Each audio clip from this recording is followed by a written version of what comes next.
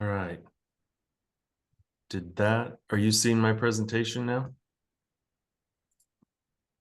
Cool. Okay. So for those of you who don't know Summit Venture Studio, we work with universities and identify software that is created by their professors and researchers. So not the students, but the faculty. So faculty will get grants, research grants. This is kind of the process that they go through. So over on the left of this funnel, you can see that the federal government gives out about, well, it's between 100 and 200 billion dollars a year in research grants to universities and other groups to create new inventions. Every university has what's called a tech transfer office, and their job is to identify any intellectual property that's created on campus by the researchers and protect it and commercialize it. So this funnel that you see is a generalized process that the tech transfer office or TTOs go through to try and protect and commercialize the IP. So they'll go through on the top of the funnel these stages of a professor will disclose an invention, they'll do some business and IP analysis.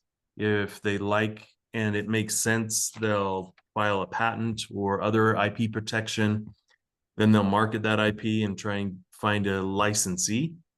And when they find a licensee, they will, if it's a startup, it's usually a new company that they'll license it to. If it's an established company, like they have a new drug compound, they'll license it to a more established company.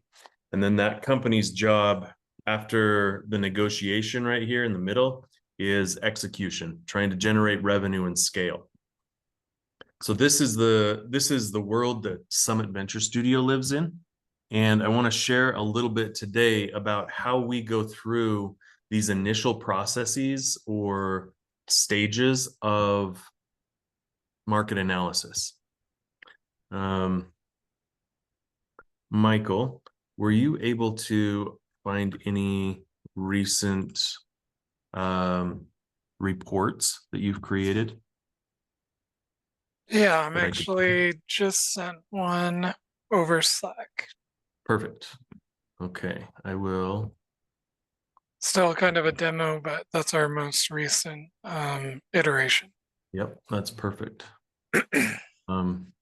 So I'm going to show you right now, I think, I don't know if I'm still sharing, probably not. I'm going to show you right now the output of, let's see, a tool that we've created here at Summit. Michael has been the developer on that. And it is, we're calling it Tech TXR. It is a, let's see, where is this desktop? Okay. It's a, basically when we started Summit, we had about 15 to 20 analysts at any given time that were students that we would engage to do initial market analysis. And those analysts would go through basically a checklist of different risk factors that we identified as important for us to understand the opportunity. So let's see, I think I've got it up now. I'm going to share with you a report that comes out of this tool. And what we've done now is built a tool that does a lot of that analyst's initial work. So this is a demo tech that the report that comes out of it helps us identify, let's see if I can zoom in here. Actually, we can zoom in. If anybody doesn't know that, you can just hold down Control and roll your mouse. You can zoom in on any part of the screen. Oh, it's an option for me. Whoa. Okay, what? That felt like Wayne's World for a second. Okay, so the score here is a startup versus license score. And that's, I'll get into how we create this, but it's generally a circle. So this one has scored pretty low in terms of whether or not there's an opportunity for a startup or a license. Getting down into more of the meat, this patent analysis, this is a high level analysis that we do to identify what the patent and IP market looks like. So the blue bars in this, let's see if I can, wow, it's really, okay. So the blue bars are the number of patents over here on the left by in the tens of thousands. And the red line is a patent similarity or patent affinity score. So it's telling us how many, like what the highest score for a similar patent is, meaning if it's up here around 50%, there's a good chance, or it's a chance that's getting better and better that is prior art. So this helps us identify which patents we need to look at. So each of these crests up here are an individual patent that we can then analyze further. This chart shows the NAICS codes that we look at to see how many firms there are in the market, the specific market. So this one is mining and quarrying, oil and gas extraction. And it tells us what their average revenue is, so we can identify whether or not the market is expanding or contracting. And again, these are just snapshots for us, or quick reads on helping us identify opportunities. Okay. Now, this is where it gets interesting for me. So these different whisker plots or bar charts here are showing a score that we've created in specific rubrics around the bottom here. I don't know if you can, I'm going to try and do an extreme close-up again. Oh, wow. We'll just leave it at that. So each one of these we've scored now this year about, well, almost 3,000 different opportunities have come across our desk that we've used this tool to score. So these different whisker plots are the distribution of scores for all of those different business ideas or opportunities. The blue dot is where this particular technology scored. So you can see some of these are upper quartile. All of these down here are really low. They were probably scored 0 because we didn't have enough information to provide a good score. But what this allows us to do is say, okay, in these first 4 areas or 5 areas, we're using the big idea canvas, or at least portions of the big idea canvas, to help us understand the opportunity and the positioning in the market. And then there are 5 of the Porter's 5 forces are the next 5 that get scored. The next 5 are coming from Y Combinator. We've basically taken the Y Combinator, how they assess a deal, created a scoring rubric for those. And then there are 9 or 10 SVS investment risk factors that we score these projects on. So I'm going to talk a little bit more about how we do that as well. But just wanted to share with you kind of how we get a snapshot and are able to move through and prioritize deals, but then also identify where we want to spend some more time doing our market analysis. Any questions on this before I jump back into my presentation? Cool.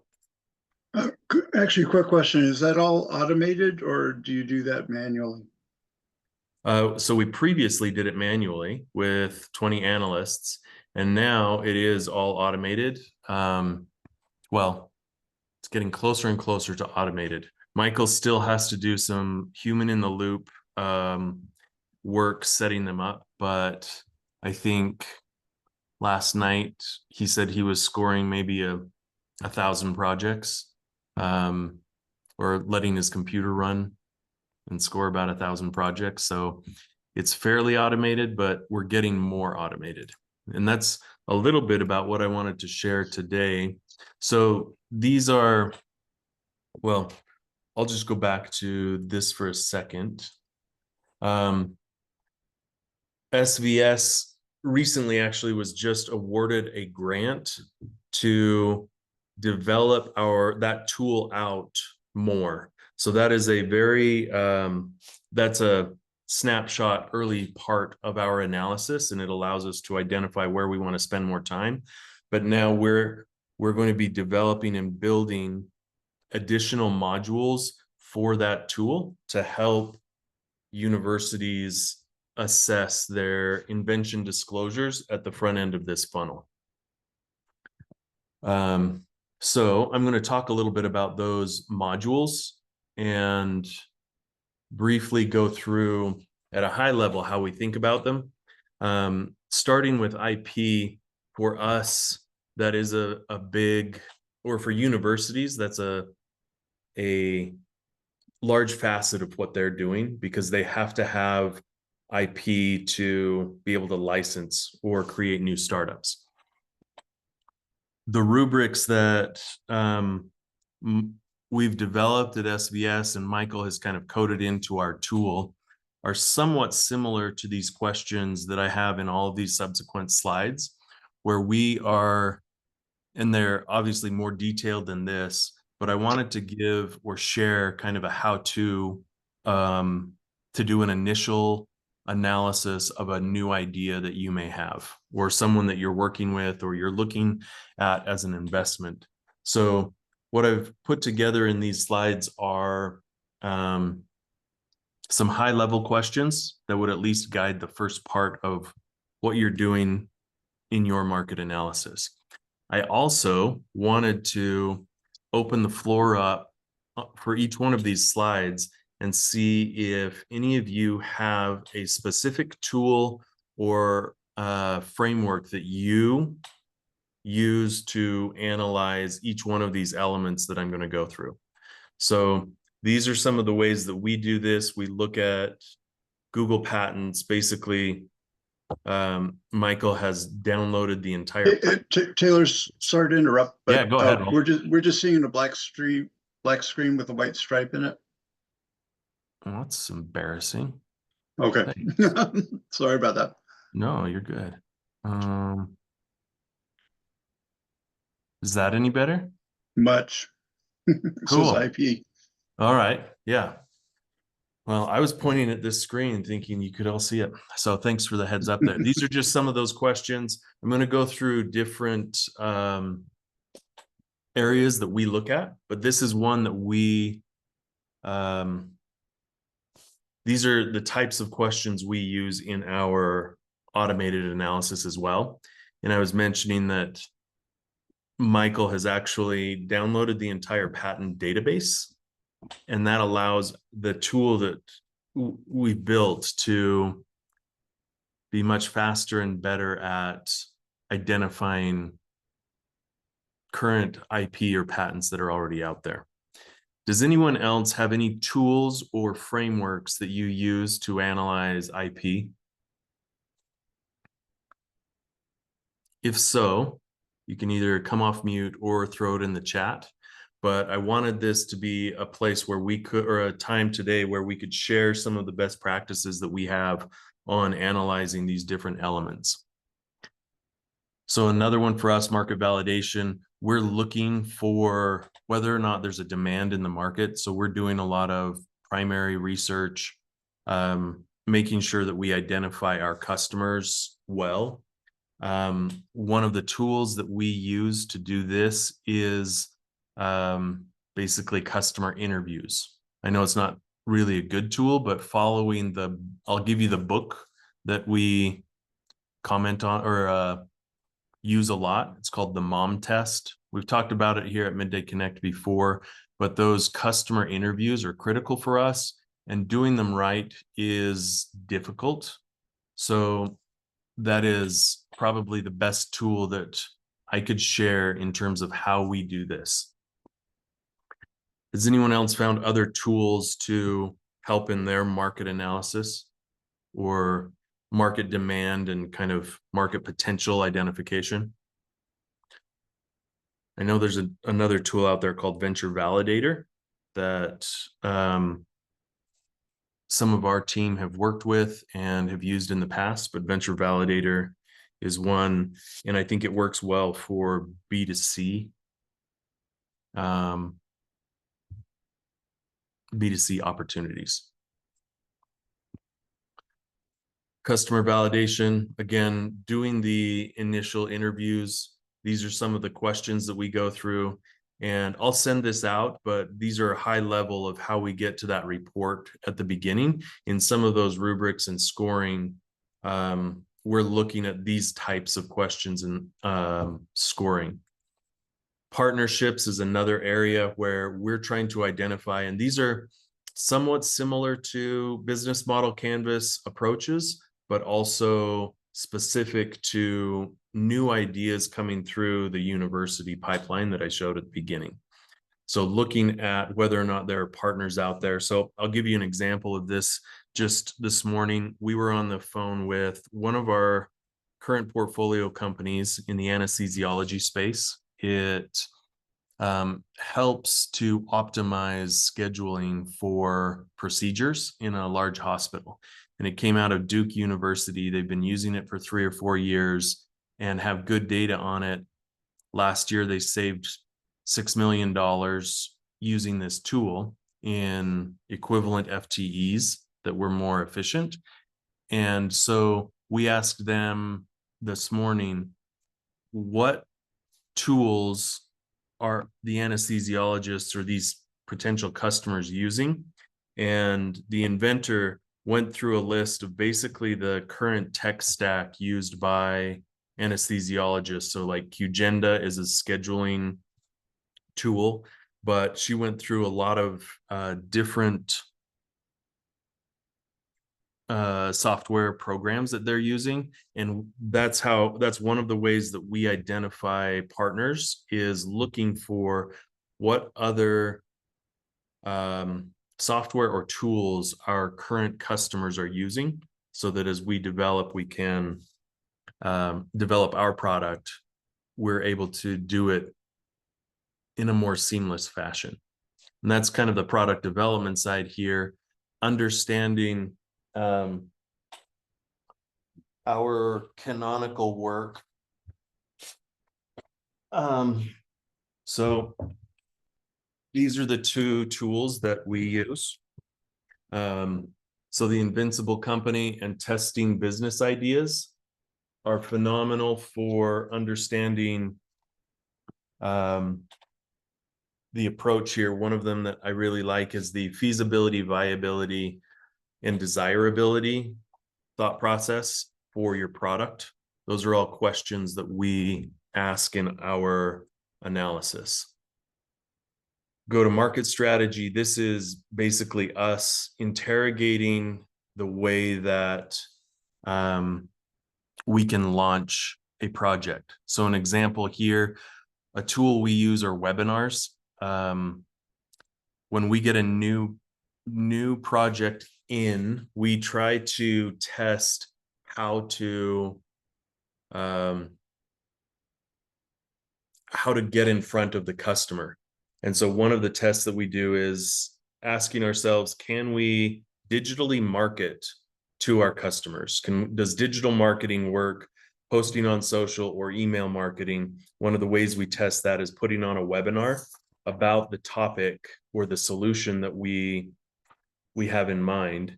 And by running our webinar playbook, it's a 4 to 5 week playbook of doing email campaigns and social posts, etc.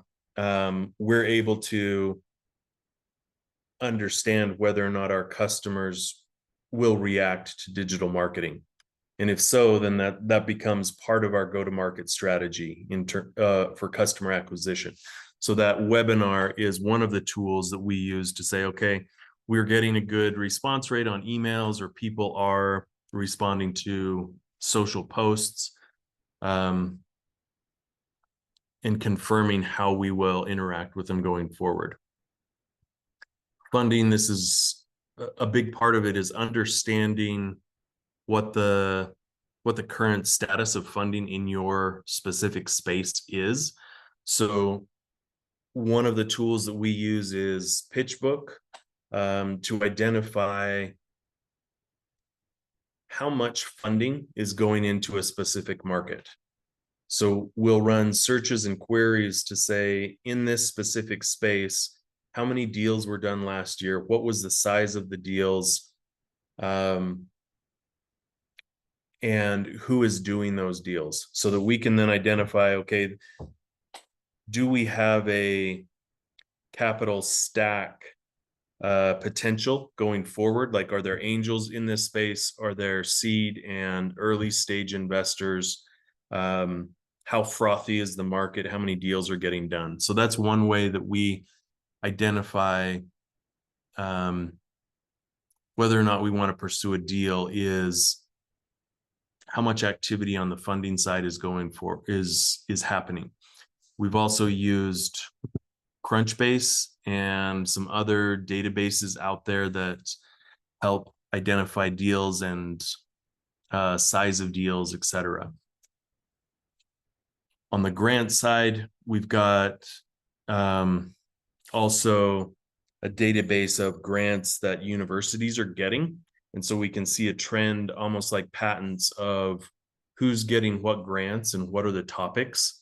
And that helps us identify if this is a market that's already peaked and they're getting less grants, or less grants are being awarded, or if it's still a hockey stick type. On the sales side, one of the biggest learnings we've had at Summit is understanding this first question: what is that sales model? So we have companies that are one-to-one sales. It's basically on the phone or relationship based or account based marketing. Like, what is that model that you're going to use to get in front of your customers? We've worked with some great marketing and sales companies that have helped us. We've had some on Midday Connect. So Danny Capodieci and Chad Jardine from CMO Zen have helped us quite a bit on identifying the sales process. Exit and M&A is similar to the funding side, where we're using those same tools to figure out who is investing in this space. So I'll pause, and if you've got any questions, happy to answer them. But I also have one other request from everybody as you're thinking about questions. You can put them in the chat if you want. I'm going to throw a link in the chat to basically a one question survey, kind of, that I would love all of you to take a look at. It's got a list of some of these elements that we went through today.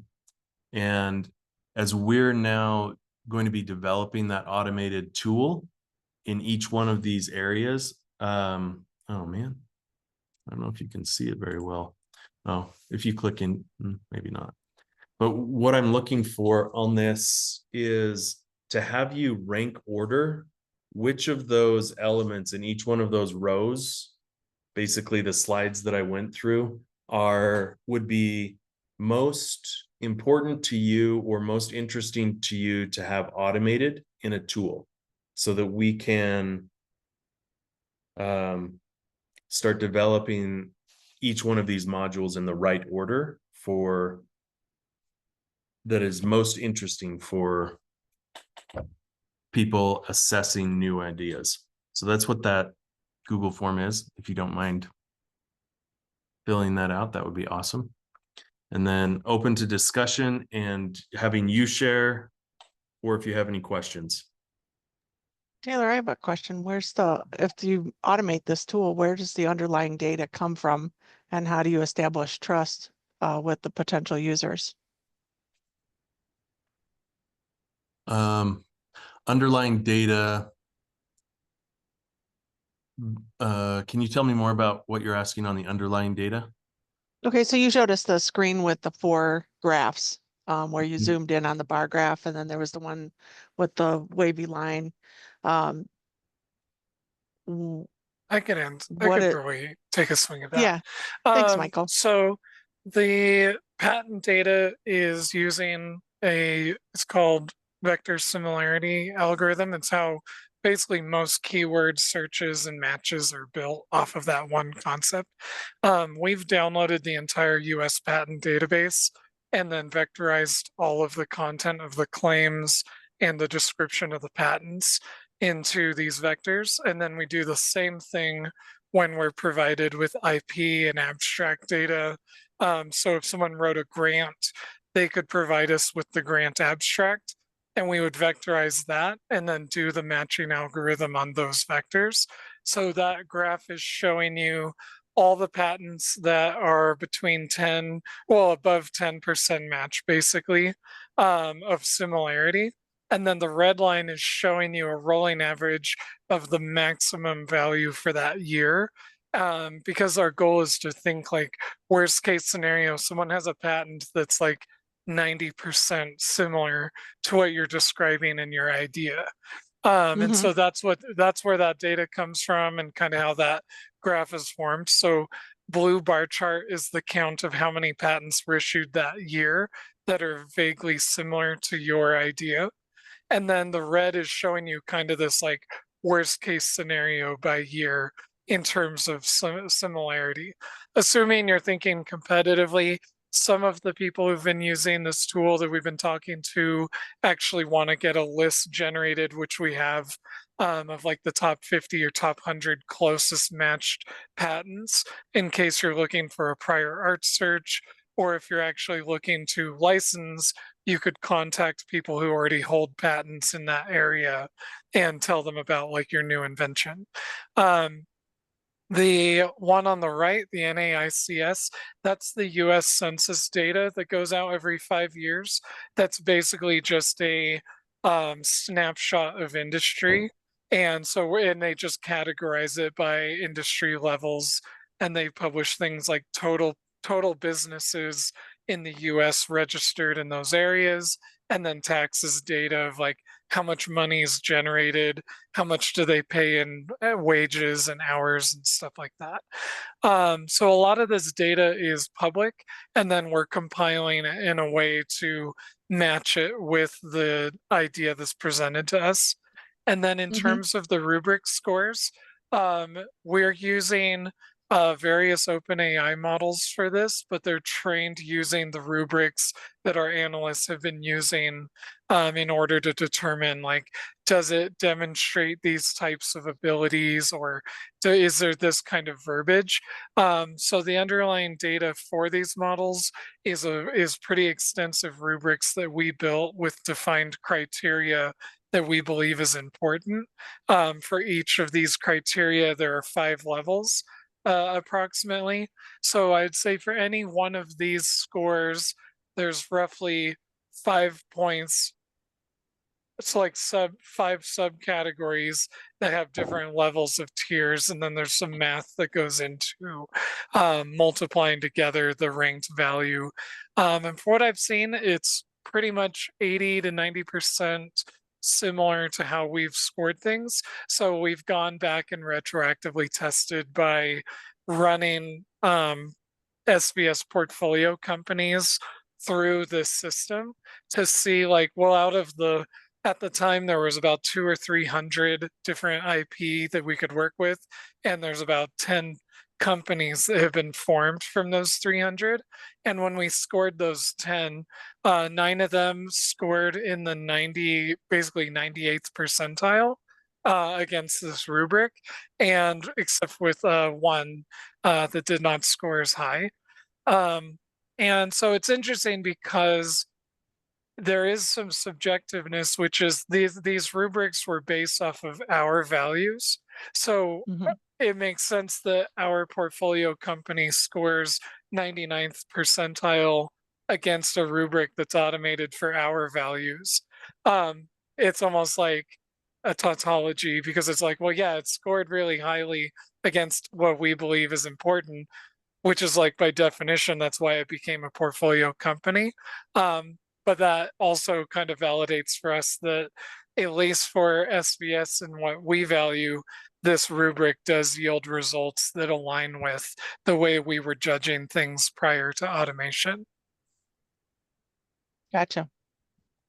Thanks. The other thing I thought of, I don't want to monopolize the conversation, but when you looked at that first graph with the bars and the red line, part of me wanted to say, okay, so this is all patents in the US and how closely something might align to it, but I would love to like be able to filter that and change the view to companies in my industry, like almost combine the industry ranking that you have in the, or industry filter that you have on the top right, but apply that to the patents. So how many patents in this industry? Because you'll find sometimes technology will apply in one industry.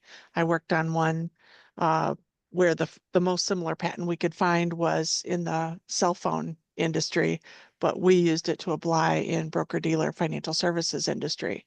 So it's a really interesting look to say, okay, there are patents for this, but none in our industry. Yep. And that's actually a big part of, we've gone back and forth on it because there is the thing called the WIPO category, which is essentially the industry of the patent. And we had filtered, but we left it at all initially with the idea that for that exact point you made, we didn't want to accidentally prematurely filter out a patent that even though it's being applied differently, it's so similar that it could still be some form of maybe an infringement. So we figured with the scores coming in, like this one, for example, worst case scenario is like a 0.48 in like 2022 or so. When we see that, we're like, okay, well, we want to make sure we capture all of the worst case scenario. And then in the longer report, the top 100 or 200 patents are generated as a table, and it'll include the industry field. So you'll be able to see like these are your most similar patents, and then you'd just be able to highlight whether it's in your industry or if it's in a different industry. Okay, thank you. Yeah.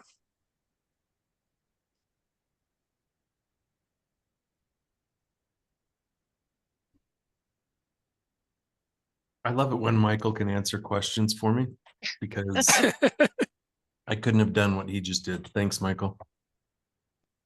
You're very welcome. All right. The other thing I said, since nobody else is speaking, I had another thought when you were going through the market research and the validation of the market. My most complex question is, or sticking point is always, how much will they pay for this? Because you get it when you ask that question of a customer or a potential customer, it's always, oh, high value, I'd love it, but I'd like it to be free. And you start to work around that by how much is this costing you, or how much do you think you would save? But to me, when you were going through the different questions and analyses, that's always the toughest one. Yeah, that willingness to pay is definitely difficult. And I mean, there are different approaches that we've seen where you can pre-sell or get a kind of a trial version where people sign up or apply to be first customers or users, and they have to pull their wallet out or something like that that's refundable. But it is a tough nut to crack in terms of, will people actually pay for a service? You're exactly right. We've gone over our typical time of ending at 1:45, but really appreciate everybody coming. This is awesome. If you have other questions about how we work or how we do this, we're happy to answer and share any other insight that smart people like Michael have. So thanks so much. And we'll see you all next week. Next week we're doing another demo day of companies coming from the community, as well as I think one from SVS, where they will be presenting their companies and looking for feedback and help. So please join us next Tuesday. Thanks all. We'll see you all later.